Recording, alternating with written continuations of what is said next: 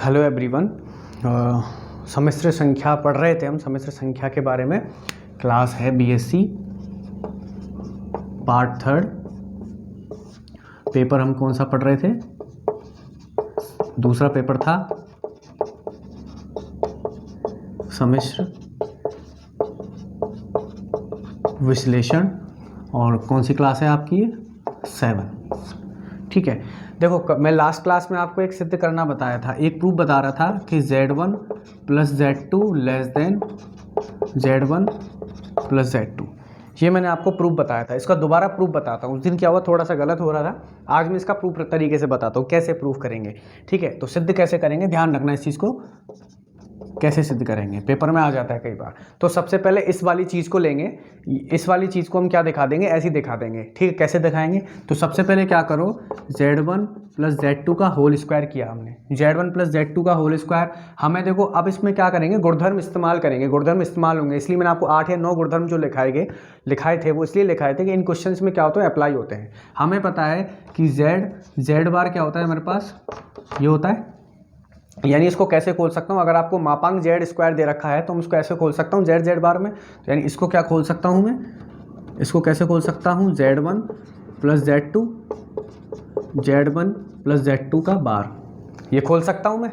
मैंने आपको बताया था कि Z1 + Z2 ये वाली क्या होती है, Z बार क्या होता है, मापांक Z²। यानी इस चीज़ को ऐसे खोल सकता हूँ। अब हमें पता है कि अगर Z1 + Z2 बार होता है तो उसका क्या मतलब होता है, Z1 बार + Z2 बार। ये भी एक गुणधर्म कहता था। यानी इस चीज़ को क्या लिख सकता हूँ मैं, Z1 + Z2 मल्टीप्लाई में Z1 बार + Z2 बार, ये चीज़ लिख सकता हूँ। अब क्या करूँगा, गुणा करूँगा, क्योंकि बीच में क्या है, गुणा है। यानी Z1 का इन दोनों से गुणा होगा और Z2 का इन दोनों से गुणा होगा। तो देखो कैसे होगा, Z1 का इन दोनों से करूँगा, Z1 बार + Z2 बार प्लस Z2 Z1 बार + Z2 बार। ठीक है, अब देखो Z1 का इससे करूँगा तो Z1.Z1 बार प्लस इसका होगा Z1.Z2 बार प्लस ये क्या हो जाएगा, Z2 Z1 बार प्लस Z2 Z2 बार। अब वही यहाँ पे कौन सी प्रॉपर्टी काम आएगी, ये वाली गुणधर्म काम आएगा कि Z बार क्या होता है, mod Z²। और यहाँ पे क्या है, Z1.Z बार है। इसको क्या लिख सकता हूँ मैं, मापांक Z1 का होल स्क्वायर प्लस इसको यूँ रहने दो, इसको क्या लिख सकता हूँ, मापांक Z2 का स्क्वायर। ये प्रॉपर्टी कहती है हमारे पास, गुणधर्म कहता है। आगे देखो आप,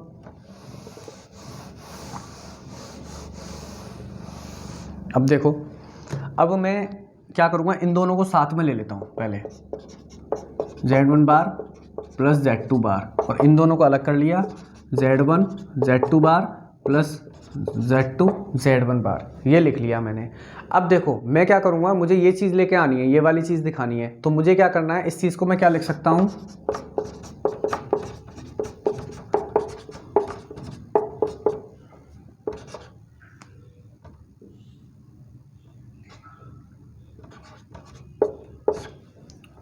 इस वाली चीज़ को मैं ऐसे लिख दिया। क्यों, देखो इसको अगर मैं सॉल्व करूँगा, Z1 Z2 बार को मैं सॉल्व करूँगा तो क्या आएगा, देखो Z1 के बार लग जाएगा और Z2 के बार लग जाएगा। ठीक है, अब हमें पता है बार का बार कैंसिल हो जाता है, Z1 बार और Z2 हो जाएगा, ये चीज़ बन के आ जाएगी। ठीक है, इस चीज़ को मैं ऐसे लिख सकता हूँ। मैंने क्यों लिखा ये चीज़, वो इसलिए लिखा क्योंकि हमारे पास एक प्रॉपर्टी होती है Z बार बराबर 2REZ। यानी ऐसा और ऐसा देखो, ये Z1 बार और Z1 Z2 बार ये और बार लग रहा है, यानी ये प्रॉपर्टी लगा देंगे हम यहाँ पे। यानी इन दोनों का क्या बार लग जाए तो हम इसको जगह क्या लिख सकते हैं, 2REZ लिख सकता हूँ। यानी ये क्या हो जाएगा हमारे पास, देखो ये हो जाएगा हमारे पास, ये हो जाएगा Z1 बार Z2 बार प्लस 2 रियल Z1 Z2, ये हो जाएगा मेरे पास Z1 और Z2 बार हो जाएगा, यहाँ पे हो जाएगा। हमें पता है कि अब इसको मैं क्या लिख सकता हूँ, हमें पता है कि रियल Z1, सॉरी प्रॉपर्टी क्या होती है हमारे पास, 2REZ लेस देन किससे होता है, mod Z से। ठीक है, तो इसको क्या लिख सकता हूँ, बराबर चल रहा था, यहाँ पे लेस देन लग जाएगा, बराबर में क्या कर रहा है, Z1 Z2 bar square less then हो जाएगा, क्योंकि ये क्या होता है, लेस देन होता है। तो Z1 Z2 bar to Z1 Z2 बार का ये हो जाएगा, सब मोड लग जाएगा यहाँ पे। अब मुझे पता है कि मोड Z करो या मोड Z बार करो, मापांक दोनों का क्या होता है, बराबर होता है। यानी यहाँ से क्या हो जाएगा,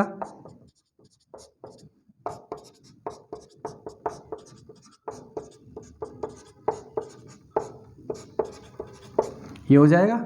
ठीक है, अब इस चीज़ को क्या लिख सकता हूँ मैं, ये क्या बन गया, A square plus B square plus 2ab बन गया, यानी ए प्लस बी का होल स्क्वायर बन गया। ये ए प्लस बी का होल स्क्वायर लिख सकता हूँ इसको क्या लिख दूंगा, mod Z1 plus Z2 square less than mod Z1 plus mod Z2 का होल स्क्वायर। स्क्वायर से स्क्वायर घटा दूंगा तो क्या बनेगा, Z1 plus Z2 less than मोपांग Z1 मापांग Z2।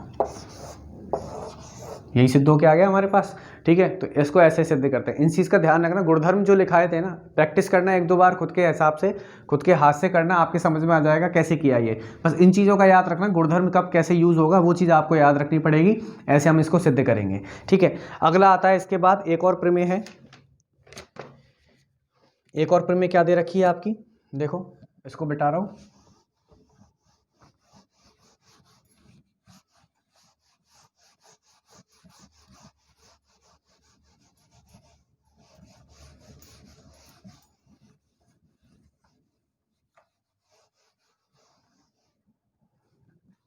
क्या दे रखी है प्रमेय, अब आपको क्या सिद्ध करना है। प्रमेय दे रखी है कि Z1 plus Z2 greater than Z1 minus Z2, ये आपको सिद्ध करना है। वहाँ पे तो क्या था, अगर देखो यहाँ प्लस आएगा तो ये चीज़ छोटी होगी और माइनस आएगा तो ये चीज़ बड़ी हो गई। अब इसको सिद्ध करना है, कैसे सिद्ध करेंगे देखो।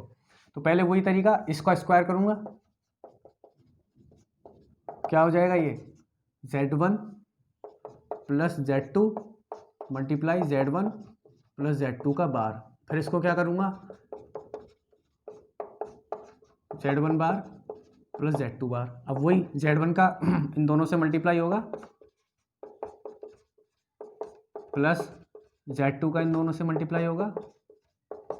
ठीक है, तो क्या हो जाएगा ये Z1 बार प्लस Z1 Z2 बार। ये क्या हो जाएगा Z2 Z1 बार प्लस Z2 Z2 बार। ये हो गया। अब वही फिर गुणधर्म लगाया, इसको क्या लिख दूंगा, मोड Z1 और स्क्वायर आ जाएगा मोड Z1 का स्क्वायर। ठीक है, और ये क्या आ जाएगा Z1 Z2 बार, ये Z2 Z1 बार, और ये क्या आ जाएगा मोड Z2 का होल स्क्वायर। फिर इन दोनों को साथ में ले लूँ तो Z1 square plus mod Z2 square plus इन दोनों को ऐसे ही रखने दूँ, यहाँ तक आ गया। फिर वही देखो कुछ स्टेप तो पहले जैसे ही हैं। इसको क्या लिख सकता हूँ मैं, Z1 Z2 बार, इसको क्या लिख सकता हूँ प्लस Z1 Z2 बार का बार। पहला स्टेप पे कुछ नहीं किया मैंने। इसको क्या लिख सकता हूँ, Z1 square plus Z2 square plus 2RE Z1 Z2 बार, यहाँ तक लिख दिया। अब हमें पता है कि RE Z वो लेस देन होता है किससे, मोड Z से। अगर मैं माइनस का मल्टीप्लाई कर दूँ, ठीक है, तो ये क्या हो जाएगा, सॉरी ये होता है, अगर मैं माइनस कर दूँ इसमें तो ये ग्रेटर देन हो जाएगा यहाँ से क्या, मोड Z से। ठीक है, तो माइनस का मल्टीप्लाई किया मैंने यहाँ पे, तो क्या हो जाएगा, ऊपर मिटा रहा हूँ, ऊपर से कर रहा हूँ मैं। ठीक है, ऊपर से कर रहा हूँ मैं, एक सेकेंड, यहाँ से मिटा रहा हूँ। तो यहाँ माइनस का मल्टीप्लाई करूँगा तो बराबर में क्या चल रहा है, Z1 प्लस Z2 स्क्वायर, तो क्या हो जाएगा माइनस 2RE Z1 और Z2। यहाँ पे अब क्या आ जाएगा, ग्रेटर देन आ जाएगा Z बार और Z2 बार। वही greater than Z1 square Z2 square minus 2RE, इसको क्या लिख सकता हूँ 2Z1 Z2। ये वही बन गया A plus A square plus B square minus 2AB। ये क्या होता है, ए माइनस बी का होल स्क्वायर होता है। तो क्या हो जाएगा Z1 plus Z2 square greater than Z1 minus Z2 का होल स्क्वायर। स्क्वायर से स्क्वायर घटाऊंगा क्या बनेगा मेरे पास, Z1 plus Z2 greater than Z1 minus Z2। हो गया सिद्ध हमारे पास, यही सिद्ध करना था हमें। तो ये क्या होता है हमारे पास, सिद्ध करना होता है सम्मिश्र संख्याओं को सिद्ध कैसे किया जाता है, इन प्रमेयों को सिद्ध कैसे किया जाता है। तो ये चीज़ आपको क्या है, गुणधर्म याद रखना बहुत ज़रूरी है, गुणधर्म याद रखना बस। अगर गुणधर्म आप याद नहीं रख पाते हो तो आप इन प्रमेयों को सिद्ध नहीं कर सकते। तो 8 गुणधर्म याद कैसे होंगे, अगर आप उनको लिख के याद करोगे या उनके क्वेश्चंस में उनको अप्लाई करोगे तब जाके ये याद होंगे। तो ये विशेष ध्यान रखना, क्वेश्चंस की इन 2-3 क्वेश्चंस की क्या आपको प्रैक्टिस करनी है, तो ये आपके आराम से हो जाएंगे। ठीक है, एक क्वेश्चन और मैं करवाता हूँ लास्ट जो है इसमें, वो आपको करना है। अभी मैं आपको सिर्फ एक ही करवा रहा हूँ, बाकी आपको करने हैं। ये क्वेश्चन तो आपको करना है जो लिख रहा हूँ, इसके आगे का मैं करवाऊंगा। देखो कैसे, सेम ऐसा ही है, बस इस गुणधर्म का याद रखना। क्वेश्चन दे रखा है Z1 minus Z2 greater than Z1 minus Z2। ये आपको सिद्ध करना है। ये क्या करना है, आपको सिद्ध करना है। ठीक है, ये आपको क्या करना है, सिद्ध करना है। ठीक है, अब अगली प्रमेय आपको क्या दे रखी है, अगली प्रमेय दे रखी है, ये मैं करवा रहा हूँ। आपको दे रखा है Z1 प्लस Z2 का होल स्क्वायर, यानी mod Z1 plus mod Z2 का whole square plus mod Z1 minus Z2 का होल स्क्वायर किसके बराबर होता है, ये होता है 2 mod Z1 square plus mod Z2 square. इसको क्या करना है, मुझे सिद्ध करना है। तो देखो कैसे करूँगा, हमें पता है कि सबसे पहले इसको लूँगा, इसको दिखाऊंगा। यानी पहले क्या दे रखा है, Z1 प्लस Z2 का होल स्क्वायर दे रखा है। ये क्या होता है, Z1 Z2 square plus 2 mod Z1 mod Z2, ये होता है हमारे पास। ठीक है, सॉरी, ये क्या होता है हमारे पास, Z1 प्लस Z2 Z1 बार प्लस Z2 बार, ये होता है। मल्टीप्लाई किया मैंने तो Z1 बार प्लस Z1 Z2 बार प्लस Z2 Z1 बार प्लस Z2 बार। इसको क्या लिखता हूँ मैं, मॉड Z1 स्क्वायर, इसको Z1 Z2 बार प्लस Z2 Z1 बार, इसको क्या लिखता हूँ, Z2 बार स्क्वायर। इसको यहीं छोड़ दो, अभी एक पार्ट ले लो, इसको इक्वेशन नंबर 1 दे दिया। ठीक है, दूसरा है Z1 माइनस Z2 का होल स्क्वायर, दूसरा ये दे रखा है। इसको क्या खोलूँगा, Z1 minus Z2 Z1 minus Z2 Z1 बार माइनस Z2 बार, ये खुलेगा, दोनों का मल्टीप्लाई होगा तो Z1 बार माइनस Z1 Z2 बार माइनस Z2 Z1 बार माइनस Z2 बार। इसको क्या लिख सकता हूँ, मॉड Z1 का होल स्क्वायर, इसको यू क्यू रहने दो, माइनस इसको भी यू क्यू रहने दो, इसको क्या लिख सकता हूँ, ये हो गया। ठीक है, देखो माइनस माइनस प्लस हो जाएगा, यहाँ पे माइनस माइनस प्लस होगा। ठीक है, एक क्वेश्चन नंबर 2, दोनों को योग कर दूं मैं, दोनों का क्या कर दूं, योग कर दूं, क्यों योग पूछ रहा है वो। दोनों का योग करूंगा तो देखो क्या आएगा, दोनों का योग करूंगा तो ये वाला मिटा देता हूं और बस एक ये वाला मिटा देता हूं। ठीक है, ये चीज़ मिटा दी मैंने। देखो दोनों का योग पूछ रहा है तो योग क्या हो जाएगा, देखो इसमें ऐड होगा तो क्या हो जाएगा मेरे पास 2, और देखो Z1 Z2 बार प्लस का है और ये माइनस का है, कट जाएंगे। ये Z2 Z1 है बार, Z2 Z1 बार है और यहाँ पे बार है, Z2 Z1 बार प्लस माइनस के कट जाएंगे, बचेगा क्या, ये बचेगा, यानी +2 स्क्वायर है यहाँ पे, +2 मॉड Z1। यही चीज़ प्रूफ करवा रहा था, 2 कॉमन ले लिया,